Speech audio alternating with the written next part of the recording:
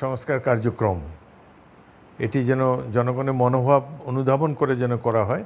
তো কোর্টের ব্যাপারে এসব মেজর ডিসিশন এই অন্তর্বর্তীকালীন সরকারের নেওয়া সঠিক নয়। আমাদের আশা করি যে একটা প্রত্যাশা রয়েছে যে নির্বাচনটি এই এই বছরই ডিসেম্বরের মধ্যে হোক, এই একটি। দ্বিতীয়ত, সংস্কার কার্যক্রম এটি যেন জনগণের মনোভাব অনুধাবন করে যেন করা হয় এবং এটি নির্বাচিত সরকারের জন্যই রেখে দেওয়া উচিত, প্রধান প্রধান সংস্কার যেগুলো আছে। আর বিচার কাজ দ্রুত চলুক।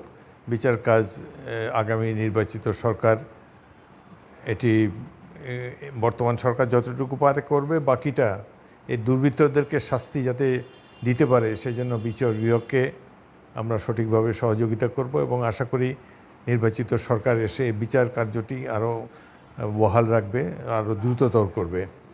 ওয়ালটন আবারও মিলিনিয়ার অফারে ওয়ালটন ফ্রিজ কিনে আপনিও হয়ে যেতে পারেন মিলিয়নিয়ার। মিলিনিয়ার ছড়াছড়ি দেশ জুড়ে, এটা শুধু ওয়ালটেনই পারে। আর আরেকটি বিষয় যে করিডোর নিয়ে কিছু কথাবার্তা হচ্ছে, তো আমরা আশা করি যে এগুলো নির্বাচিত সরকারের ম্যান্ডেট থাকে। এই ধরনের অন্তর্বর্তীকালীন সরকার জাতিকে যুদ্ধে নিয়োজিত করবে এটা আমরা আশা করি না। ইতিমধ্যে তাদের দু একজন উপদেষ্টা বলেছেন যে না, এই ব্যাপারে প্রধান উপদেষ্টাও বলেছেন যে করিডোরের ব্যাপারে তারা কোনো সিদ্ধান্ত নেননি। তো আমরা আশা করি এভাবেই থাকবে। যদি বহিঃশক্তির কথায় বা অন্য কোনোভাবে যদি যুদ্ধে জড়িয়ে পড়তেই হয় ইচ্ছাকৃত বা অনিচ্ছাকৃতভাবে, সেটা নির্বাচিত সরকার করবে যাদের ম্যান্ডেট আছে জনগণের সাথে, সেটাই আশা করি। আরেকটি বিষয় হলো পোর্ট নিয়ে অনেক কথাবার্তা হচ্ছে। বাংলাদেশের জনগণ স্বাধীনতা, সার্বভৌমত্ব ইত্যাদি তাদের অত্যন্ত প্রিয়।